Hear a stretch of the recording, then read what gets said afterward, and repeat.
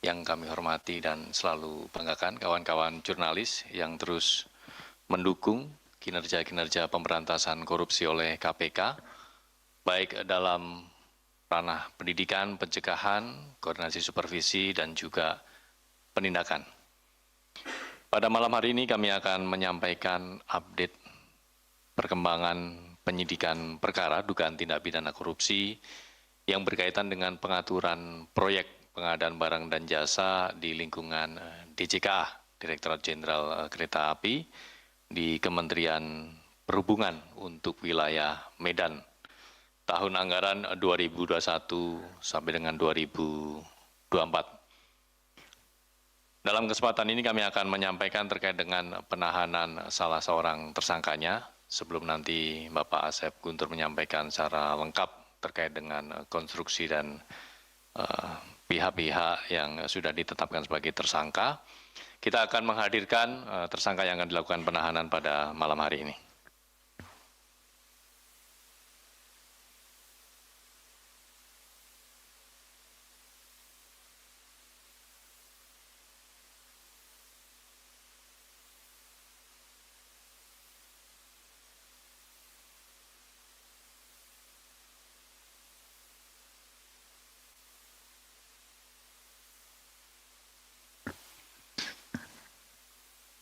Sudah cukup, kawan-kawan? Baik, terima kasih. Bisa kembali ke tempat.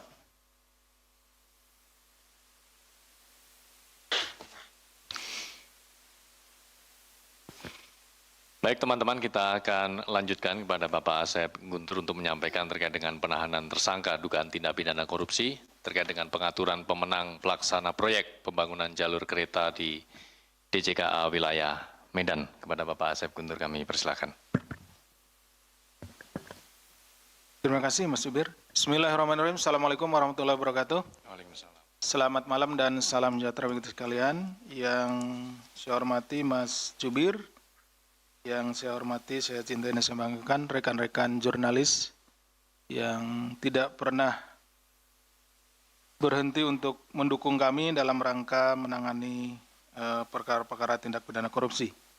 Pada malam hari ini, izinkan kami menyampaikan kembali terkait dengan penahanan tersangka dugaan tindak pidana korupsi, pengaturan pemenang pelaksanaan proyek pembangunan jalur kereta api di DJKA wilayah Medan, tahun anggaran 2021-2024. Ini adalah merupakan rangkaian dari penahanan yang telah kami lakukan beberapa waktu lalu. Seperti kita ketahui bersama bahwa kereta api adalah merupakan salah satu moda transportasi yang diandalkan di negara kita ini karena memang juga bisa mengangkut penumpang dalam jumlah besar dari satu titik ke titik yang lain. Apalagi saat ini kita menjelang Natalan dan Tahun Baru untuk moda transportasi kereta api khususnya menjadi pilihan utama dari para penumpang yang akan berangkat ke kampung halaman dalam rangka merayakan Hari Natal dan Tahun Baru. Pada tahun 2025 jumlah penumpang kereta api secara nasional mencapai sekitar 450 juta pengguna. Ya, baik ini kereta api yang ada di Jawa termasuk kereta api cepat Bandung dan Jakarta tentunya. Data ini menunjukkan tingginya tingkat kepercayaan dan ketergantungan masyarakat terhadap moda transportasi ini. Karena juga seperti Bapak Ibu sekalian, layanan PT KAI ya, itu semakin berkualitas saat ini dan juga memberikan kenyamanan kepada para penumpang.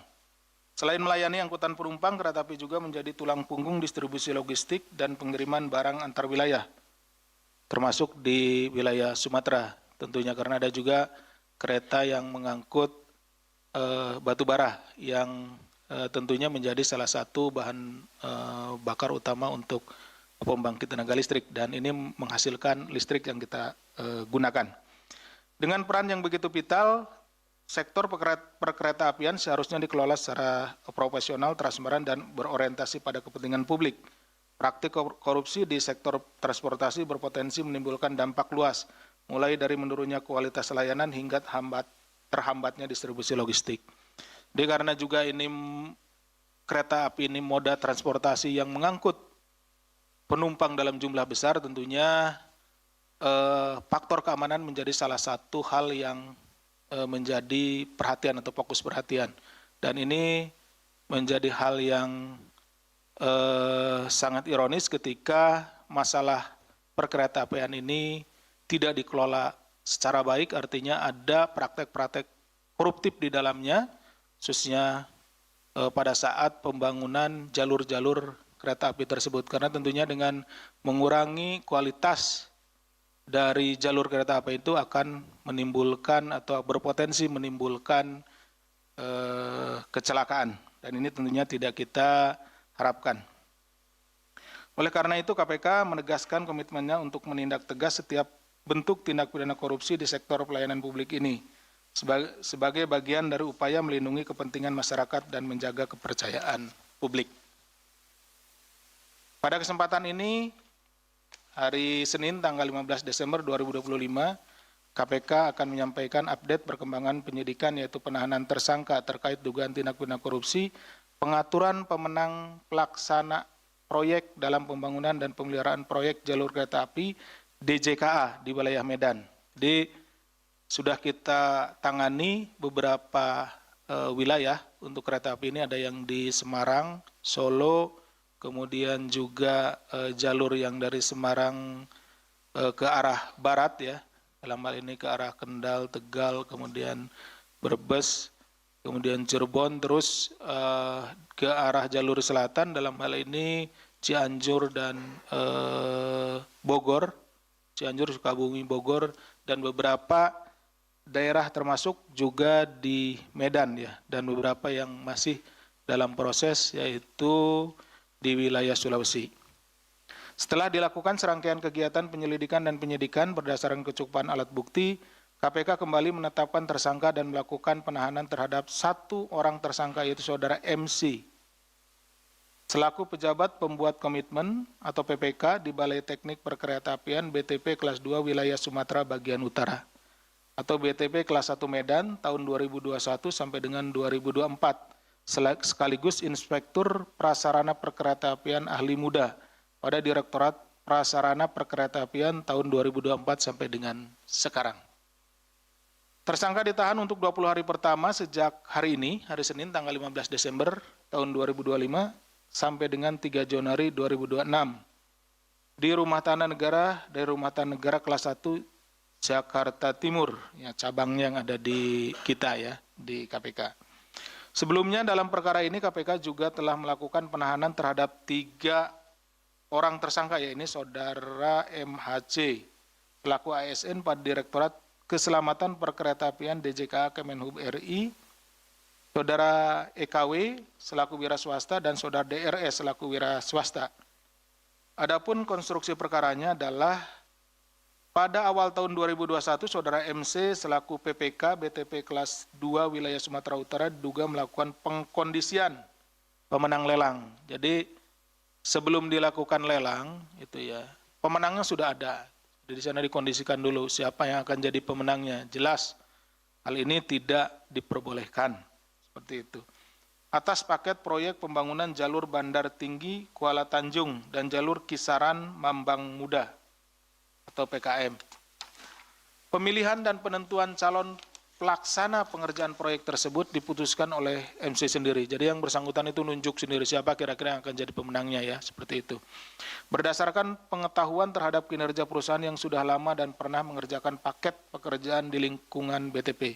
Jadi sering kan kita mendengar bahwa kok yang mengerjakan pekerjaan itu ya itu lagi gitu ya, seperti itu. Perusahaannya ini lagi seperti itu. Jadi kenapa demikian ya, pada prakteknya ternyata mereka selama mengerjakan itu menjalin hubungan, sehingga untuk paket pekerjaan yang berikutnya atau paket pekerjaan yang lainnya ya karena sudah ada hubungan yang baik antara si pemilik pekerjaan dengan si calon pelaksana ini, akhirnya yang ditunjuk ya orang perusahaan tersebut.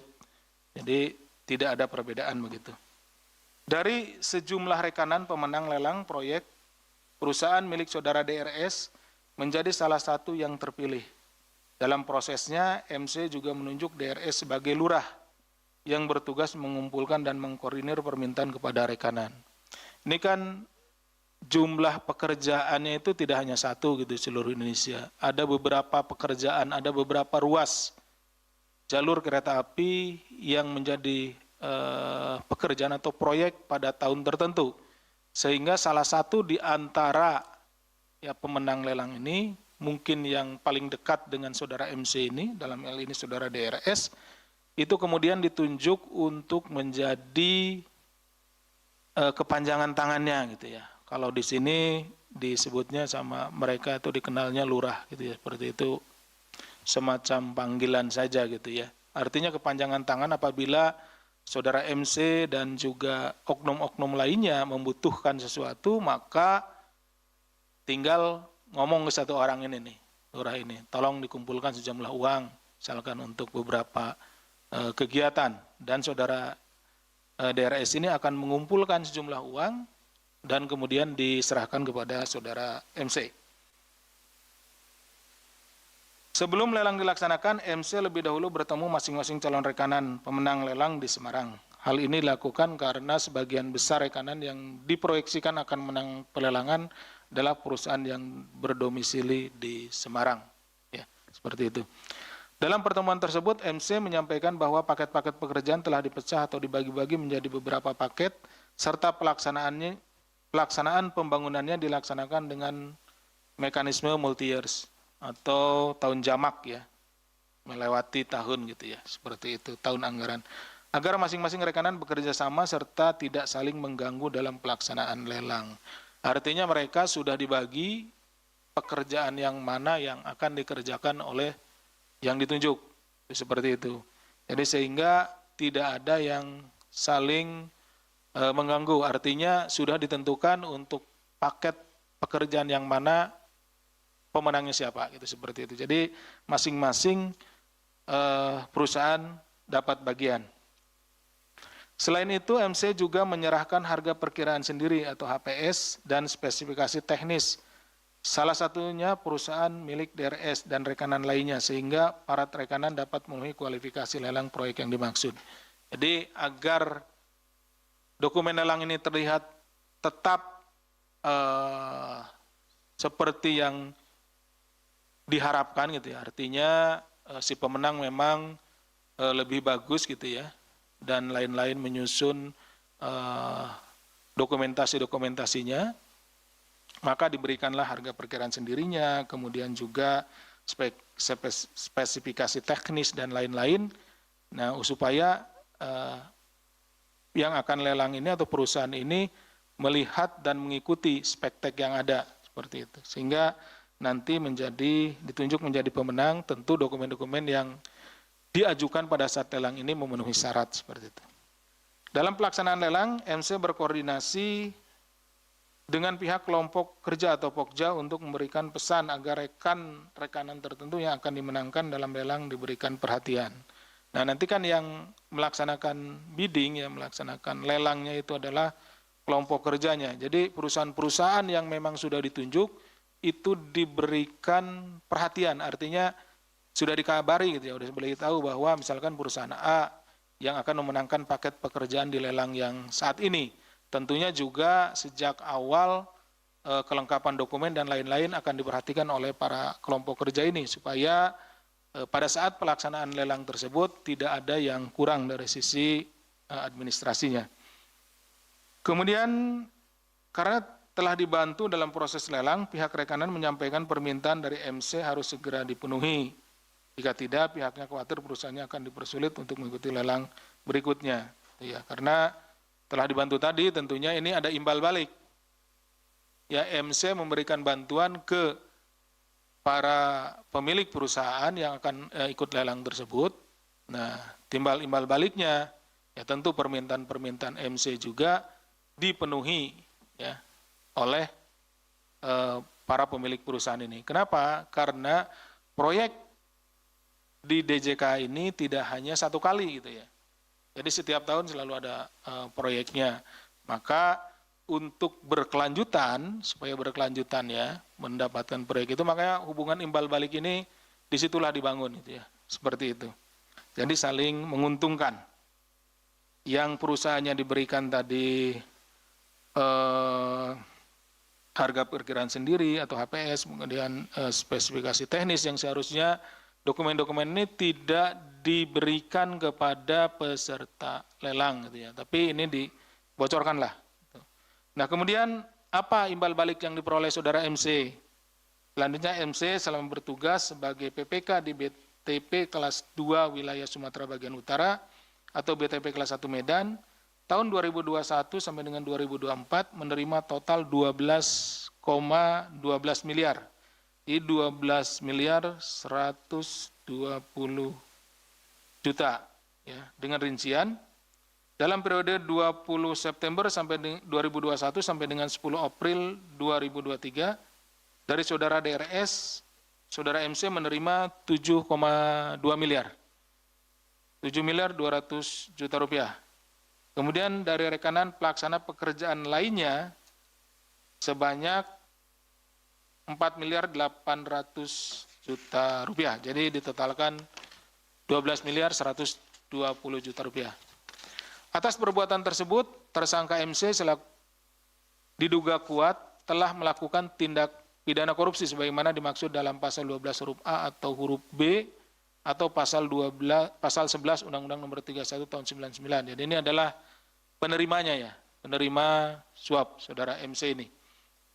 Tentang pemberantasan tindak pidana korupsi sebagaimana telah diubah dengan Undang-Undang Nomor 20 Tahun 2001 tentang perubahan atas Undang-Undang Nomor 31 Tahun 99 tentang pemberantasan tindak pidana korupsi. Demikian yang bisa kami sampaikan. Saya kembalikan kepada Mas Juwir. Terima kasih. Wassalamualaikum warahmatullahi wabarakatuh.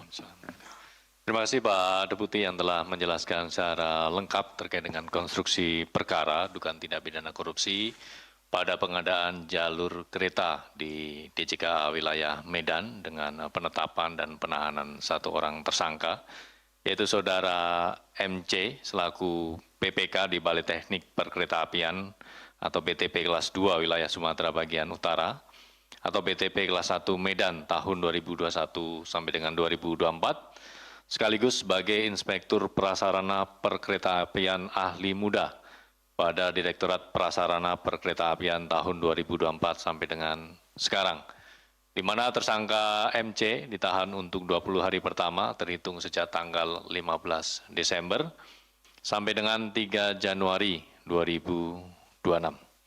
Baik, rekan-rekan media, kita akan buka sesi tanya jawab, sesi pertama khusus terkait dengan perkara ini. Mas Umam, satu. Sisi kanan mungkin, ada lagi? Oke, silakan Mas Umam. Selamat malam Pak Asep, Mas Budi. Mas Umam. Izin Pak Asep, ini kan sebelumnya penahanan ini kan berkaitan dengan penahanan yang tanggal 1 Desember itu ya Pak Asep, yang dua tersangka swasta. Dua, betul. Nah di situ kan ada dalam pointers dijelaskan rekanan swastanya seperti PT Waskita, PT IPA, sama PT Antaraksa yang mengadakan pertemuan di Bandung yang di bawah DRS tersebut.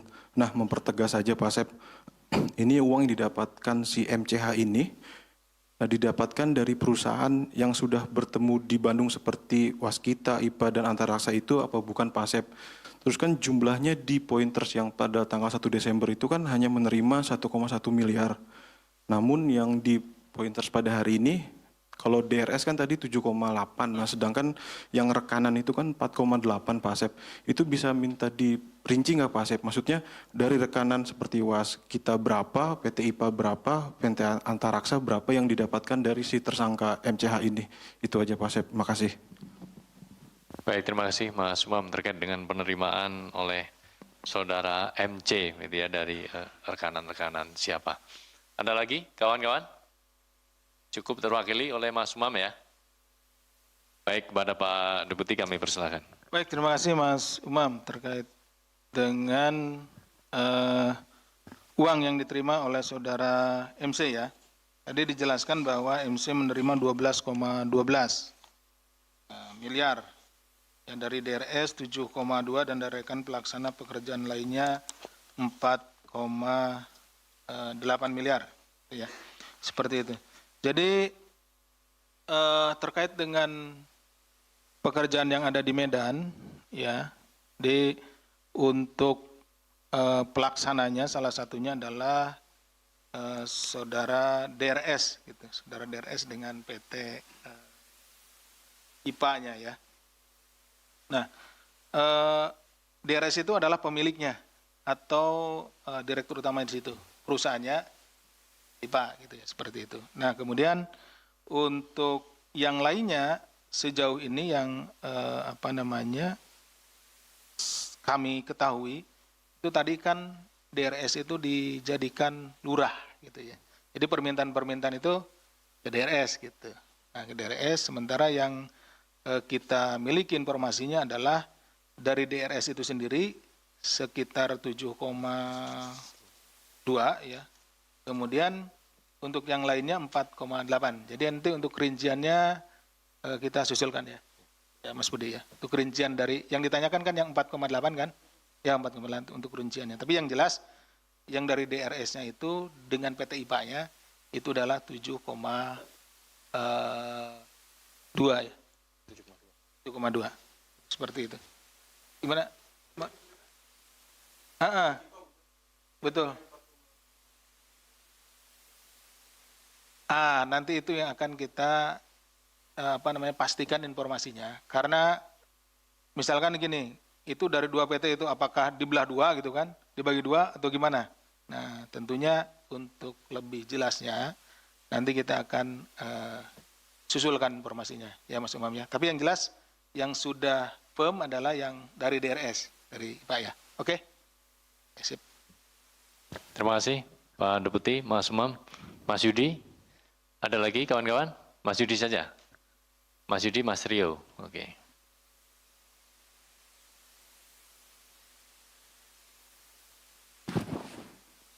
Biasanya Mas Yudi, Mas Mario, baru Mas Rio, Pak. Nah, ini sekarang kita.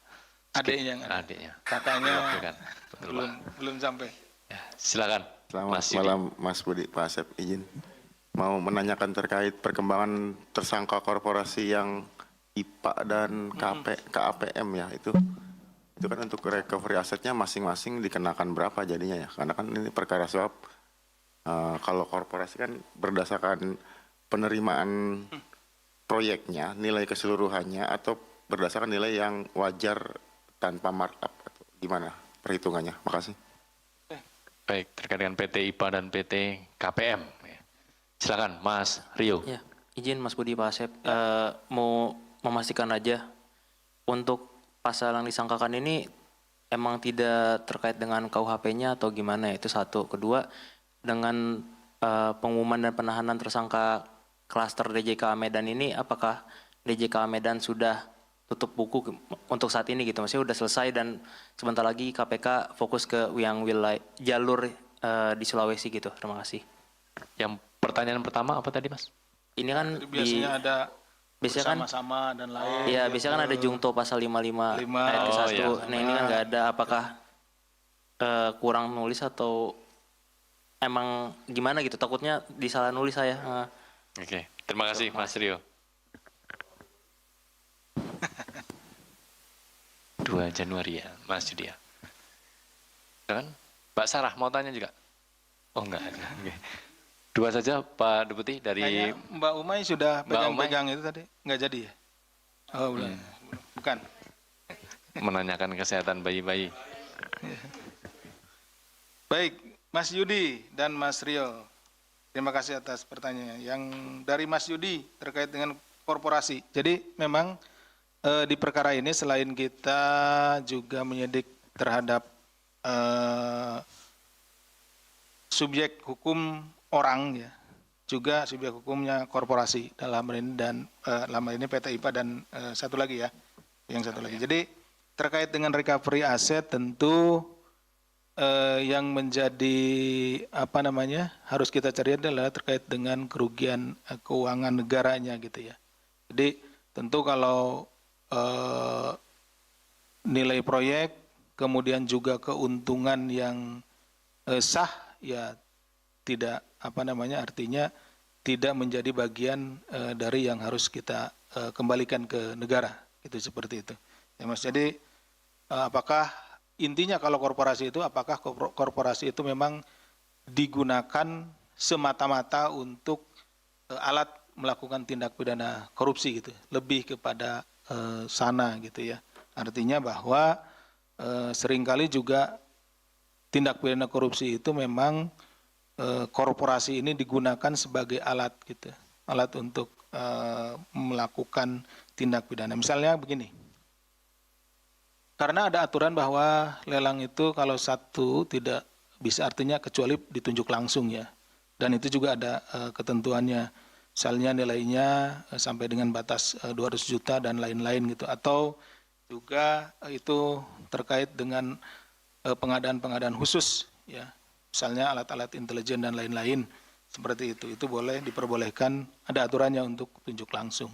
Tapi kalau yang melakukan lelang gitu ya, yang dilelang itu harus ada paling tidak 3 perusahaan yang mengikuti dalam satu lelang gitu ya, lelang terbuka.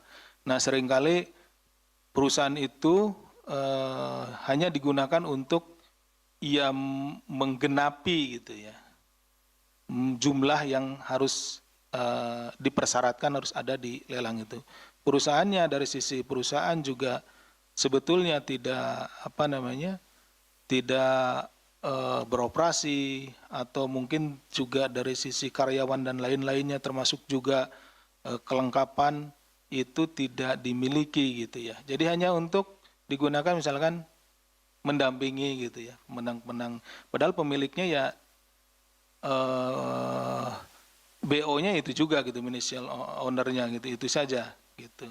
Seperti itu. Nanti larinya kepada pembekuan izin operasi dari perusahaan tersebut, sehingga perusahaan tersebut tidak digunakan lagi, tidak bisa digunakan lagi untuk sebagai sarana kejahatan. Seperti itu ya, Mas. Oke. Kemudian Mas Rio, sementara yang kita sampaikan adalah pasalnya seperti itu ya. Kalau memang sering kali diumumkan misalkan bersama-sama, kalau itu memang konteksnya dia ada, tidak hanya sendiri. Seringkali kita menemukan bahwa atau kebanyakan dari tindak pidana korupsi itu dilakukan oleh beberapa orang. Jarang sekali yang tunggal gitu ya, dia sendirian gitu kan. Ini selalu dia ada keterlibatan pihak-pihak yang lain. Disitulah maka diterapkan ada pasal-pasal di KUHP gitu ya, pasal-pasal perbantuan gitu kan, turut serta atau penyertaan dan lain-lain ya, seperti itu. Nah ini di Medan sepertinya, untuk yang Medan memang juga sudah tahap-tahap penyelesaian kita gitu, karena ini juga di beberapa tempat seperti yang saya sampaikan, kita juga memiliki perkara yang ada di Sulawesi gitu ya. Jadi mungkin juga dalam waktu dekat mudah-mudahan ya, yang Sulawesi kita ini, dan tentunya juga kumulatif kan, ini pasti ada pertanyaan nih, Pak, ini kan di Jawa, misalnya Jawa Tengah ada, Jawa Timur ada, di Jawa Barat ada, Medan ada, Aceh ada. Nyambung ya, yang Aceh nyambung juga, nyambung sama ini. Itu terus yang di pusatnya gimana gitu, ya itu juga nanti kita sedang mengarah ke sana, seperti itu. Artinya kita kan bergerak dulu semuanya gitu ya, baru nanti mengerucut ke pusatnya seperti itu. Tapi kami juga sangat berharap sih dengan adanya musibah ini, mudah-mudahan jalur-jalur transportasi khususnya kereta api ya, yang ada di wilayah yang terkena bencana di Sumatera Utara, kemudian di wilayah Aceh dan wilayah Sumatera Barat itu tidak terganggu ya, dan mudah-mudahan juga kalaupun ada ini bisa segera dipulihkan sehingga transportasi ini bisa digunakan untuk mengangkut logistik dan lain-lain ke daerah yang terkena bencana. Demikian Mas Budi. Baik, terima kasih Pak Asep Guntur yang telah menjelaskan pertanyaan dari Mas Yudi dan Mas Rio. Ada lagi kawan-kawan sebelum kita beralih ke perkara lain? Ya, kita buka sesi berikutnya untuk